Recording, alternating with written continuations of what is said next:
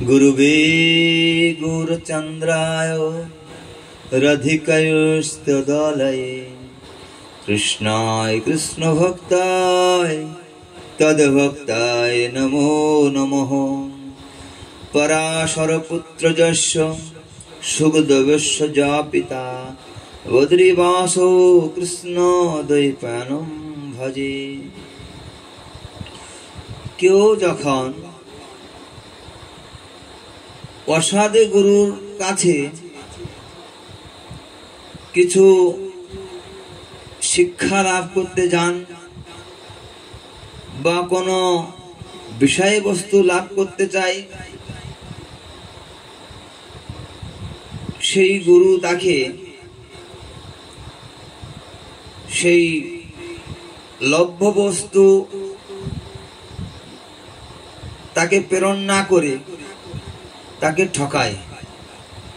এই হচ্ছে অসাধু গুরুর চরণে যাওয়ার পরিণতি। তাই সদ্গুরুর কাছে গেলে সৎ শিক্ষা লাভ করা যাবে, না হলে সম্ভব নয়। এখন আমি একটি সংক্ষিপ্তভাবে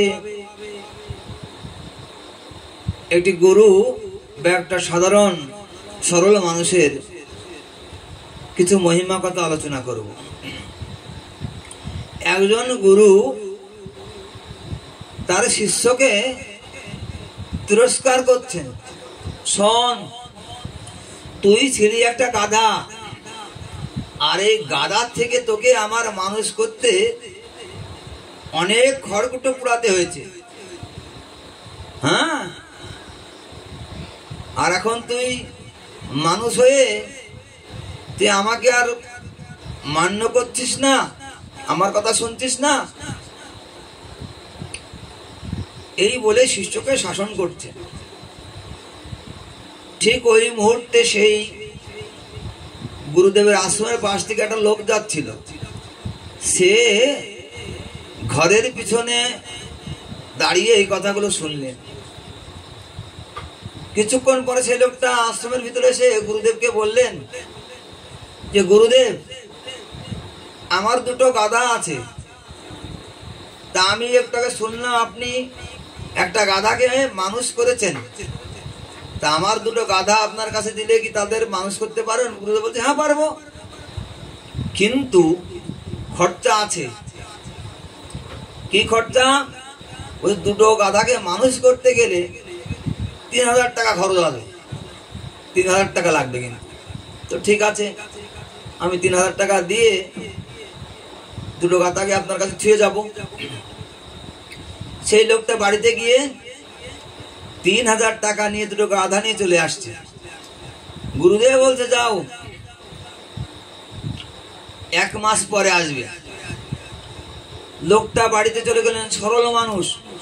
আর গুরুদেব দুটো গাধাকে নিয়ে হাটে বিক্রি করে দিলেন। হাটে বিক্রি করে দিলেন। 1 মাস পরে লোকটা আসলেন।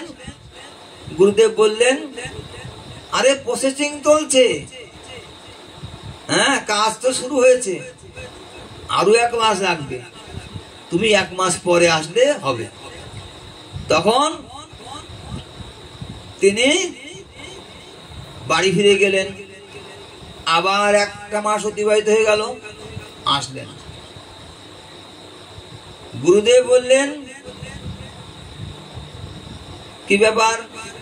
বলছে, গুরুদেব, আমি আসলাম সেই গাধা নিতে, তারা মানুষ হয়েছে কিনা? বলছে, হ্যাঁ, মানুষ হয়ে গিয়েছে।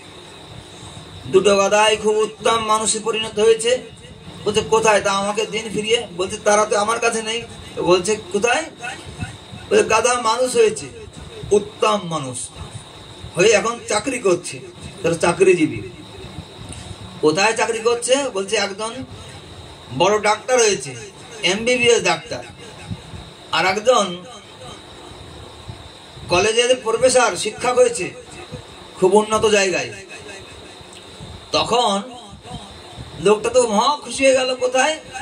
তো বলছে, ওই যে কলেজটা দেখা যাচ্ছে, ওই কলেজে তোমার সেই দুটো গাধা দিয়েছিলে না, কালো রং যেটা, সে ওইখানে চাকরি করছে। কলেজের প্রফেসর সে এখন। তা তার নাম কি বলছে, ওইখানে জিজ্ঞাসা করবে। এখানকার সেই কলেজের শিক্ষক সেই গণেশ বাবুকে, ওর নাম হচ্ছে গণেশ বাবু। তখন সে ওই কথা শুনে সেই কলেজে গেলেন। গাধা তো ছুলা ভালো খায় আর ঘাস ভালো খায়, এক ঝুড়ির মধ্যে কিছু ছোলা আর ঘাস, কাঁচা ঘাস নিয়ে গিয়েছে। বলছে এখানে গণেশ বাবু কোথায়? তা বলছে ওই 3 নম্বর রুমে তিনি ক্লাস নিচ্ছেন।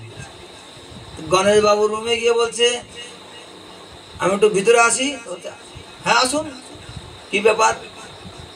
তো বলছে এই যে ঘাস আর ছোলা, এই গাধা ঘাস খা ছোলা খা। আর গণেশ বাবু বলছে আরে সর্বনাশ, পাগল কোথা থেকে আসলো? এই ছাত্রদের বলছে একে আগে ঘাট ধরে বের কর। আমাকে গাধা বলছে, হ্যাঁ কি অবস্থা। সঙ্গে সঙ্গে ছাত্ররা তাকে বের করে দিলেন ঘাট ধরে। এই আমাদের স্যারকে তুমি গাধা বলছো, বেরো। সেখান থেকে চলে গেল। ওখান থেকে বেরিয়ে সেই কাঁচা ঘাস আর ছোলা নিয়ে এবার হসপিটালে গেল। সেখানে ফর্সা গাধা, সেটার নাম বলেছে ওই গুরুদেব কার্তিক। ডক্টর কার্তিক বাবু কোথায় জিজ্ঞাসা করে দেখাবে। তো দেখাচ্ছে কার্তিক বাবু ওই রুমে রুগী দেখছেন। কোন রুমটায়? বলছে 7 নম্বর রুম। 7 নম্বর রুমে গিয়ে বলছে এখানে কার্তিক বাবুকে। বলছে হ্যাঁ ওখানে স্যার ভিতরে আছে। ভিতরে আসবে একটু। বলছে আসুন। সঙ্গে সঙ্গে কাঁচা ঘাস আর চুলা দিয়ে বলছে এই গাধা খা, ঘাস খা, চুলা খা। সঙ্গে সঙ্গে ডাক্তার বলছে আরে তোমরা কে কোথায় আছে দেখো। হ্যাঁ কোথা থেকে একটা পাগল লোক এসে আমাকে বলছে গাধা, একে বের করো। তাকে আবার সেই দারোয়ানরা এসে ঘাট ধরে নিয়ে বের করে দিল। লোকটার গাধাও গেল, সম্মানে হানি হলো, অর্থহানি হলো। তাই অসৎ ব্যক্তি যে, অসৎ গুরু যে, তার প্রলোভনে পড়লে, তার চক্রান্তের মধ্যে গেলে মানুষের এরকম দুর্ভোগ হয়। মানুষ তখন সে তার পরম সত্য বস্তু যিনি সেটা জানতে পারে না।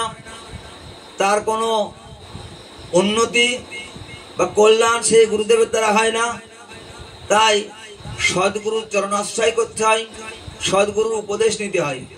অসৎ ব্যক্তি যে তার সঙ্গর মধ্য দিয়ে অসৎ চিন্তায় আসে, হ্যাঁ তাই সৎ ব্যক্তির আশ্রয় গ্রহণ করে সৎ উপদেশ নিলেই মঙ্গল হবে।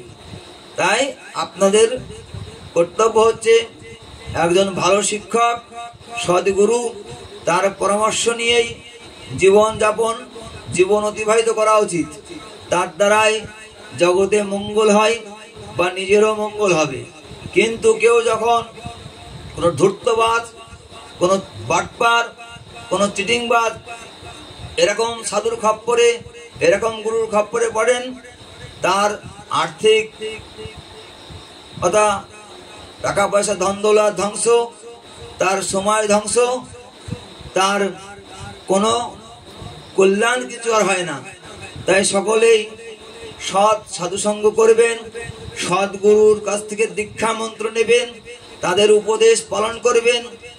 তাহলে আপনারা পরম সত্য বস্তু সেই পরমেশ্বর শ্রী শ্রী রাধা গোবিন্দকে লাভ করতে পারবেন।